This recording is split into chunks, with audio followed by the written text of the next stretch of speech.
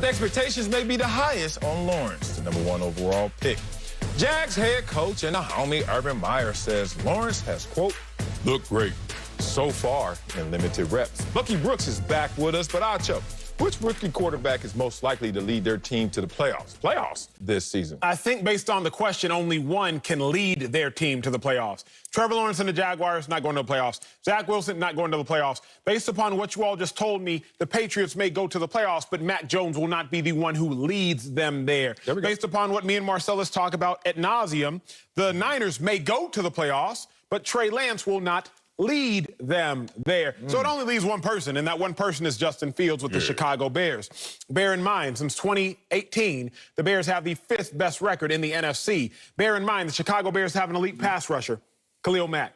They have an elite linebacker, Roquan Smith plus Janie Trevathan is nice. Elite safety, Eddie Jackson. They have an elite receiver, Allen Robinson. A phenomenal tandem at running back, Montgomery plus Tariq Cohen. They have burners at receiver, Darnell Mooney plus Marquise Goodwin. And now you have a ceilingless quarterback in Justin Fields. The Bears made the playoffs 2 out of the last 3 years with Mitch Trubisky as their quarterback. Remember, they made it last year with the Nick Foles-Mitch Trubisky experiment. If you can make the playoffs as the Chicago Bears with quarterback turmoil, you surely can make the playoffs with inarguably, the most talented quarterback that the Bears have seen in at least the last 20 years or so. So I think Justin Fields is truly the only quarterback who will lead his team to the playoffs. The operative word there being lead.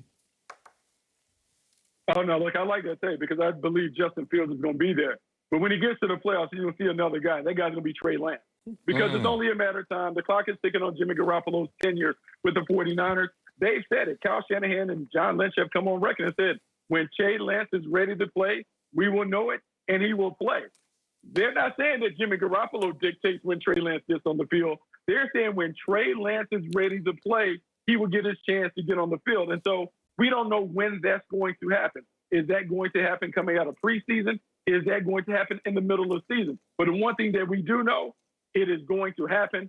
I'm banking that it happens this year because remember, the guy that he is backing up right now, Jimmy Garoppolo, has proven that he has a tough time staying available.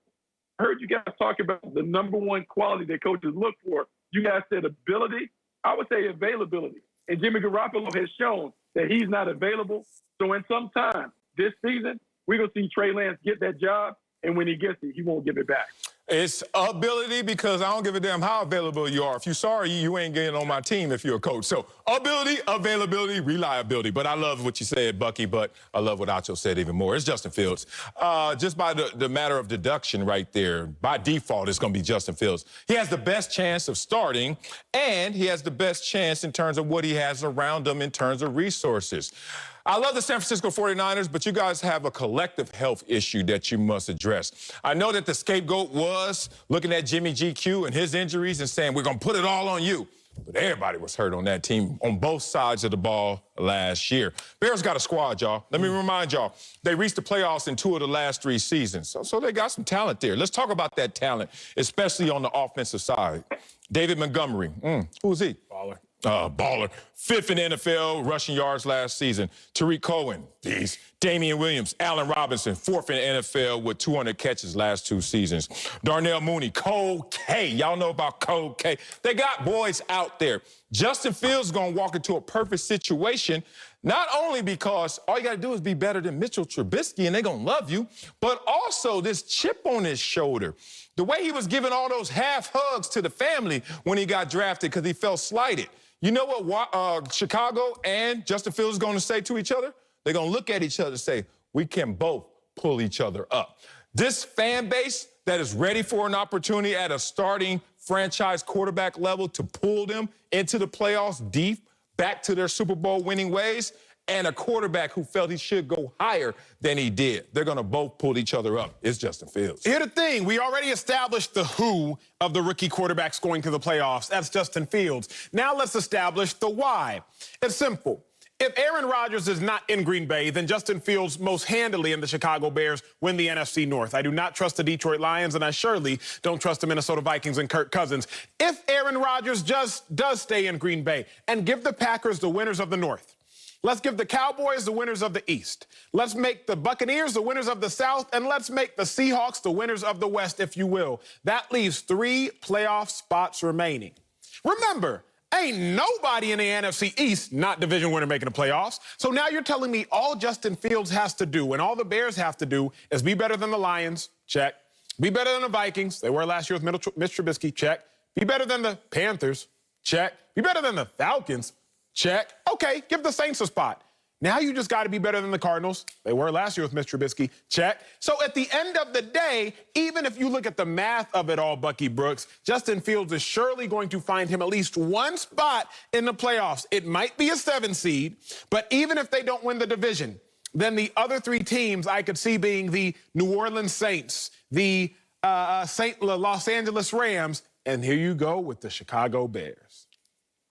I mean, I like the Bears, but I think all of this comes down to Matt Nagy and what kind of confidence you have in Matt Nagy. True. I believe in Justin Fields. I believe Justin Fields is the most talented quarterback that the Bears have had in a long time. I think we may have to go all the way back to Jim McMahon, that time when they've had an elite quarterback that have been able to play the position. But it really isn't about the Bears.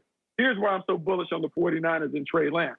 We've seen a 49ers team 2 years ago go to the Super Bowl and have the Kansas City Chiefs, they had the right, had the game in their bag going into the fourth quarter, and they couldn't get it done. When they couldn't get it done then, that's when the expiration date of Jimmy Garoppolo came to fruition, when it came to the mind of Kyle Shanahan. Because Kyle Shanahan looked across the field and saw Pat Mahomes being creative, being innovative, being able to make plays off the cuff. And then he goes back and he looks at Jimmy Garoppolo. He not only looks at how Jimmy Garoppolo played in that Super Bowl when he scoured the game tape, he then had to look at Jimmy Garoppolo for parts of 2020. And he's just not satisfied in what he has. And so we know this because we've seen coaches, we've been around coaches.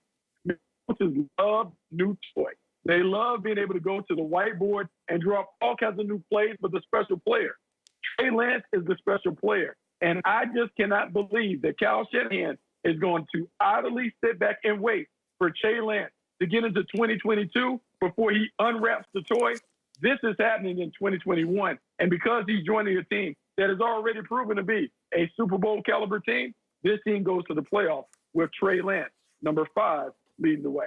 I can't say any more about Justin Fields. Acho went again and killed it. And so I'm not going to go there again. It's Justin Fields. But I'm going to come at you, Bucky, so duck. Let's talk about this. Here's the problem with Jimmy G. And you keep talking about Jimmy G as a focal point to really make a premise for your point about how he's going to lose his job to Trey Lance.